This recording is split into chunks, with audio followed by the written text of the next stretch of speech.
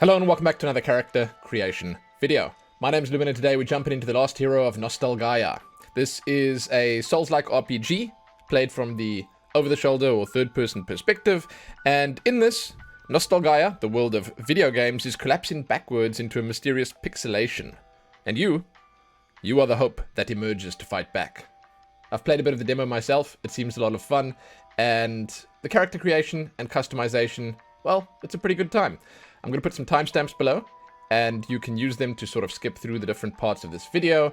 I recommend watching it all, it's not too long. And with that said, we're going to jump in. First things first, you can name your character. We'll just put Lerm in there, because why not? Skin color choices. There's a reasonably decent variety here. As you jump through them, you will see that they do at least offer pretty much all the shades that you'd expect. I mean, I always come into these and I say, you know, as long as they give the lightest one and a dark enough one that can sort of, you know, give you what you want to create. Because some people, they prefer one thing over the other. So yeah, there's a decent selection. The body types, I mean, while they don't really offer you as much as something that we recently looked at, Street Fighter 6, you can't really customize it fully. You can at least pick something that would suit your style. And as we go through these, you can pretty much see that. You know, you can cover at least most of the bases with this. Age, this is a slightly less impactful one. You don't see quite as much detail when you slide the age slider all the way to the top. I mean, that's the kind of thing that might weigh you down over the course of the game. Maybe your character ages more, I'm not sure. But, I mean, it's nice when they include that, because when you see the details on, like, the face and just the, you know, the general skin, it's kind of cool, you know? It's rather better to have it than not. The accessories, there's a fair share of interesting stuff here. It's not a huge amount, but the fact that you can at least throw, like, you know, some stuff on the face, arms, legs, it's different. It's different, you know? And, I mean, you might think at times that the character looks a little sparse, but for the most part, you throw these on, it sort of breaks up the monotony a little bit. And that said, tattoos do pretty much the same thing. There are less tattoos than accessories, but, you know, with the amount of real estate that you have to work with on the character, I think they did reasonably well with the tattoos. You know? They at least get some quality designs on that space. And now we're moving on to the face customization, which is starting with the nose width.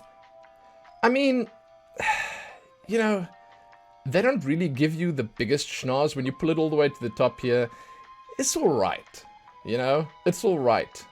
But, like, I've actually, in terms of nose size, and in this case width, I've seen better, right? I've seen better. Eye style, I like that they basically cover all the ethnicities here. That's pretty much the most important thing. You know, once again, make people feel comfortable when you play in the game. They can jump in, they can make something that makes it feel like home. And that's perfect. Jaw width, you know, when you pull it all the way to the top, you're not quite reaching Brad Pitt, David Coulthard. You're not reaching that chiseled, like, Disney Prince jaw just yet.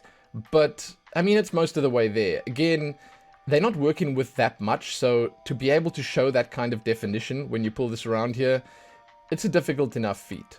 Then, endowment. I mean, this is probably the slide that everyone wanted to see, right?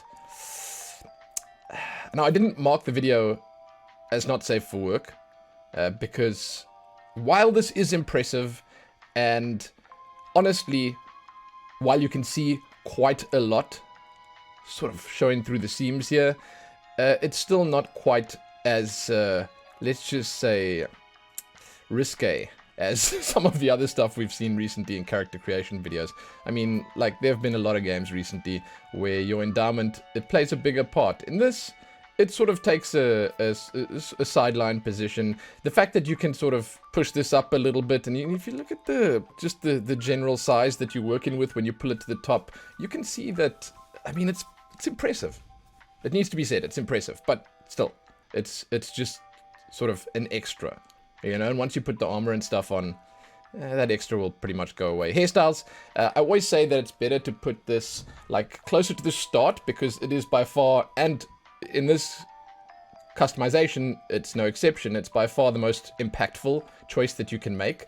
The hairstyle selection here is nice, and you can see obviously that you're not picking a gender or anything like that in this, so the hairstyles here, I guess you could consider them unisex. They have a decent selection. I mean, they cover the long, they cover the short, they cover the in-between.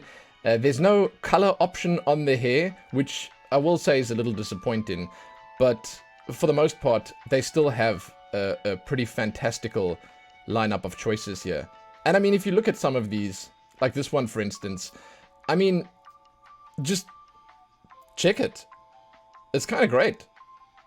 It honestly looks like it works. And you know, when you compare this to some of the stuff that you've seen in other games, they have models that sort of show the hair off in a more flattering way. With this, the model isn't fully supporting the different hairstyles. The hairstyles are actually doing all the heavy lifting themselves. So yeah, I mean, like, kudos to the devs for setting us up with something as impressive as this. Because, like, you basically have the hair just, like, pulling all the weight by itself. Which is, again, why I think the hairstyles should be sort of closer to the start. But that is pretty much it.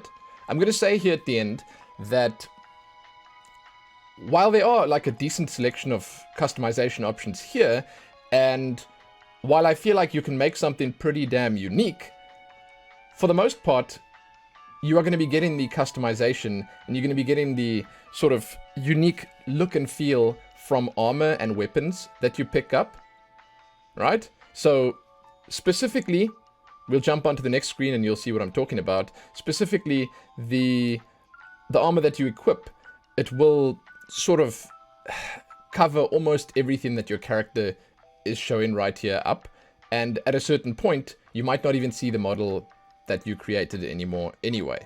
So it's important stuff, but just keep in mind that most of the customization and most of the visual changes in your character will come from the armor and the weapons that you pick up. So if we confirm here now, we're going to move on to the next part of the video.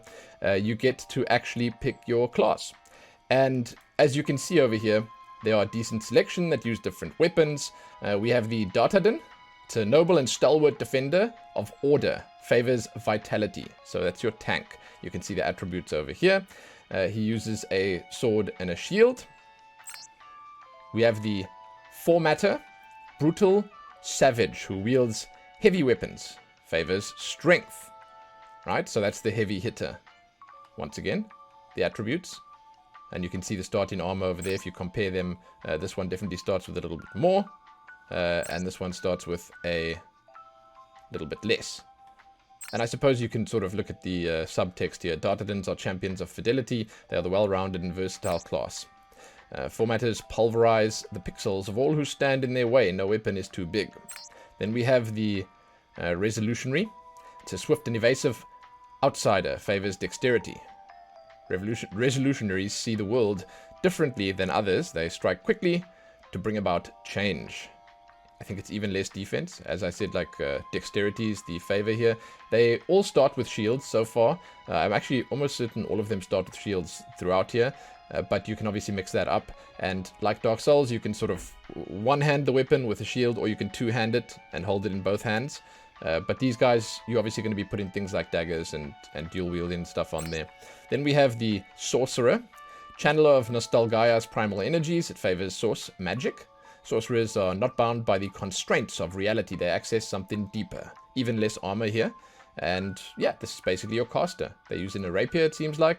Also still a shield, but a smaller one. And then finally we have the Randomaster. A scoundrel who specializes in critical hits, backstabs, and parries. Favors luck.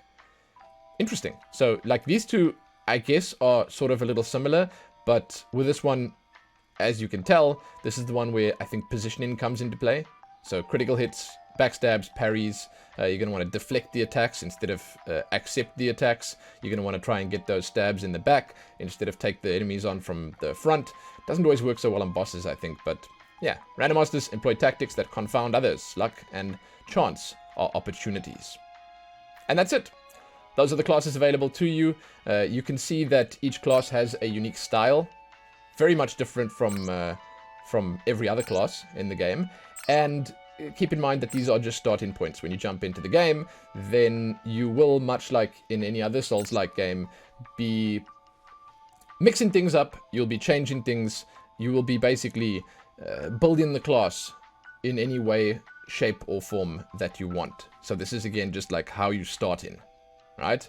So you're going to start with this sword and the shield on this one. You're going to start with that, and over here you're going to start with that, and this one has the axe, and so on and so forth. But that is it. That's the customization. That's the starting point for you in the Last Hero of Nostalgaia. Hope you guys enjoyed the video. Give it a like, and share it, and do all that other good stuff. I appreciate it when you do. If you've played the game, if you are keen to share your experiences with it, I'd love to hear them. I am pretty keen for it. I'm pretty excited to actually jump into this and sort of game a little bit, because it seems like it could be fun. Yeah, there you go. I'm done. Happy that. It is called Nostalgaia, where the... Wait! Cut! Was that your customization screen? Oh, almighty save me. I don't know what you are, but you're no hero. So, I'm not playing the intro.